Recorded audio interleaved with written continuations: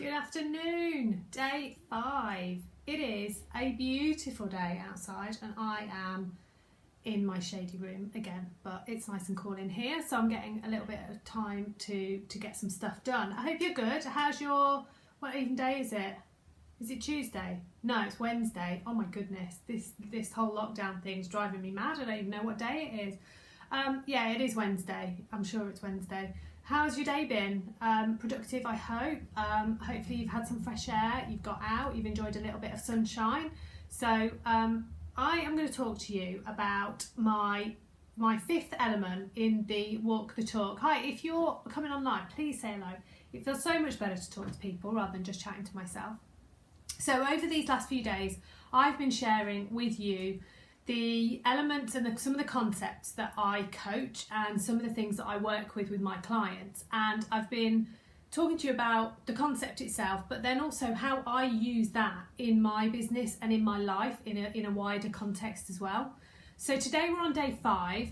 If you want to catch up on the others, they're all titled Walk the Talk and then something, a different subject each day. And there's normally a written post by the end of the day as well that I just sort of do because some people like to read, they don't like to watch. But so today we are talking about comparisons and making comparisons between yourself and other people. And this is one of those things that gets me a bit cross, because the amount of times I hear women particularly are bad at this, saying that they've seen something and they really like envy that person and they this and they kind of get these emotions that are triggered by seeing something on social media. And you know, let's just be really clear about what we see on social media. It is in its essence, it's a staged thing. So I don't care whether it's pretending to be a casual shot of people on a beach or it's you chilling in your garden or whatever. If you take a photo that is absolutely horrendously awful, you've got your eyes closed, you've got dinner sticking out of your mouth, you've got spinach in your teeth, you know, whatever it is, you don't post that, do you? It isn't true. You make the decision based on what you end up having taken the photo of. Am I going to post it or not? And you know, even when it comes down to lives, I took a moment to check that, you know, I hadn't got my hair sticking out in a really weird way, that my area was, I didn't just press live. And you know, we've all got the ability to present ourselves how we choose to. Now the difficulty we get into is the more we see people on social media, the more we think that how we see them and how they present themselves is life. Celebrities are brilliant at this. They actually have entire teams managing their social media presence. They have a strategy around their social media. Every photo that they put on has probably been authorised by a marketing team. It's been planned into a strategy. They are aiming for a bigger picture and they plan all those in. So the casual just chilling by their pool or whatever it might be that you see still is part of a bigger picture, and it's part of a marketing strategy. But of course we don't see that because we only see that one particular snapshot of a picture or a quick little video of something, and we think, wow, that person, they've got it all sorted out. Look at them, they're having fun, they're doing this, they're doing the other. And we end up having that internal dialogue just in a fraction of a second when we see a picture. And what that can lead to is all sorts of things. So let's put it into a business context. So when we see something that is perhaps in our field, so you'll all have a chosen field. When you go into business, you decide on what it is you're going to do. So you start to sort of move in that chosen field, in that area. So for me, it's obviously coaching.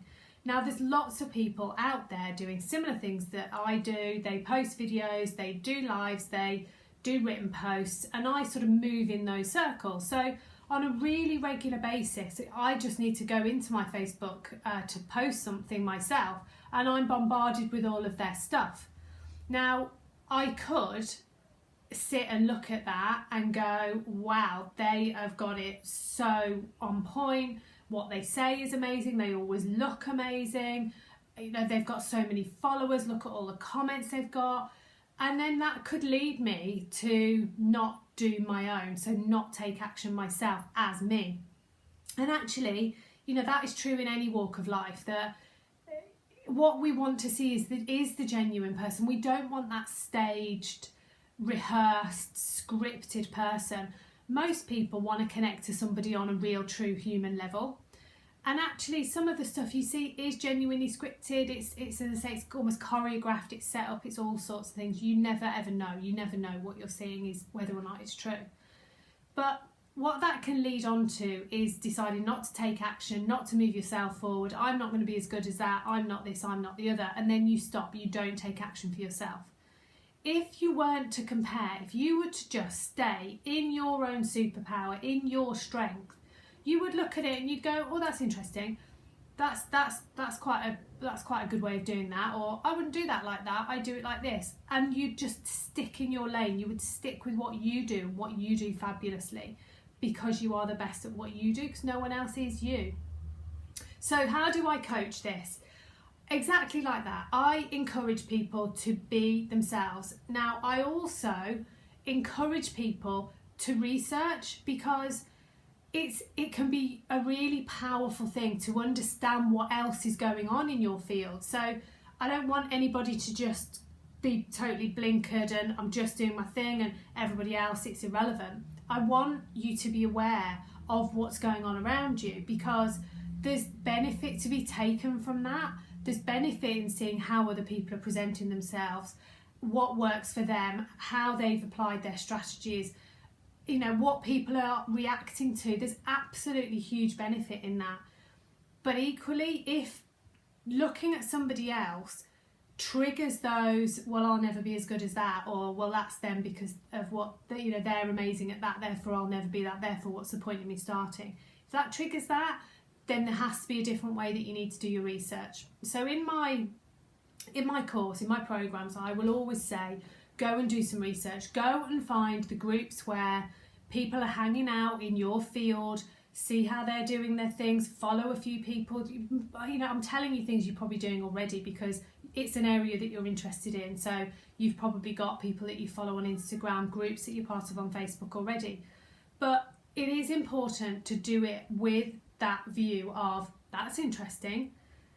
And if you can't, if when you're watching something, if when you're doing your research and you're seeing something which makes you react in a certain way, note it. It is important how you react, so note it down, write it down, go, yeah, when I watched that I felt this.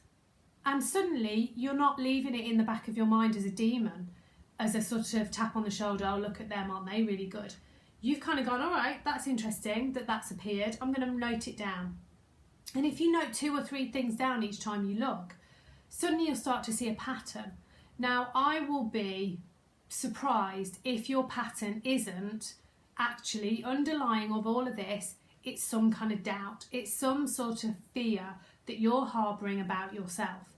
And actually, by seeing somebody else do it and reacting, you're projecting that onto that scenario, onto that person, because what they're doing is really what you want to be doing. If they're doing it successfully, if you like what they do, then that's what you want to be creating for yourself. So actually it can spark off all sorts of things like jealousy and doubt and then ultimately inaction. And that's a real shame, because when that leads to inaction, that's when you're not taking yourself forward and you're not staying strong in your own superpower.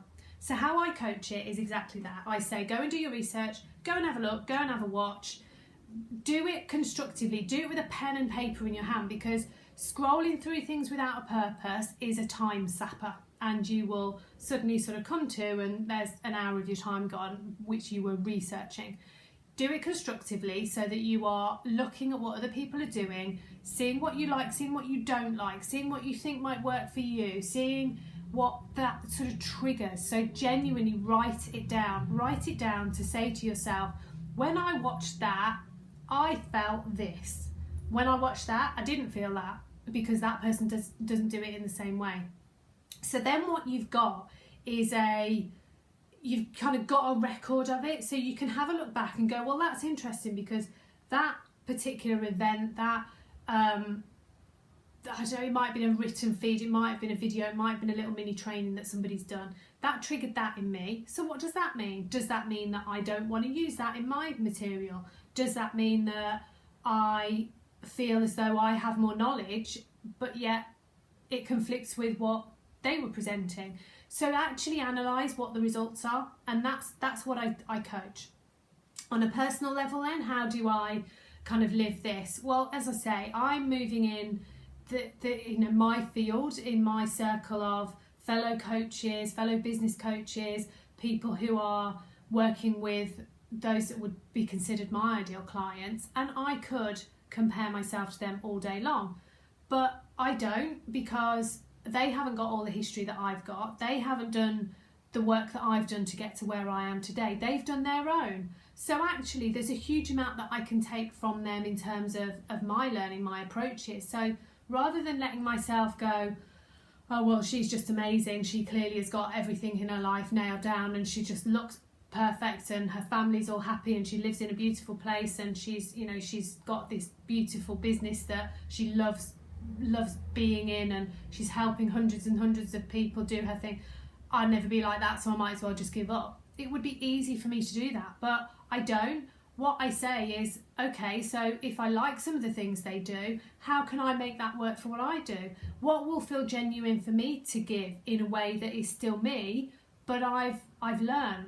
They say, don't they, that things should never be reinvented. All the best things have already been invented. So it's not about starting from scratch and creating your own from absolutely nothing. It's about using what you have already and delivering that in a way that nobody else will. So for me, I have to do that. I have to check in with myself. I have to remind myself how I do it is unique to me and it works for me. It works for the clients that I work with, and actually it takes people forward on their journey, which is ultimately what my objective is. Now, whether or not I do it in a way that doesn't work for some and does work for the other is absolutely fine, because you can never please everybody. So staying in your strength, staying with what you do, making the most of what it is you're good at, that's the key, and not bringing in that whole comparison thing. Self-doubt will no doubt appear at all sorts of times, so don't feed it. Don't feed it by making those comparisons with others. If you hear it appear, get it down on paper, find out what that thing is and start having that internal conversation with you to say, well, what is that? Why is that turning up now? How do I feel like that, and what can I do about it? So that is today. Don't compare. So tomorrow we are due to do our coffee chat. So there we go. I should have known that it was Wednesday, because we do a coffee chat every week on a Thursday.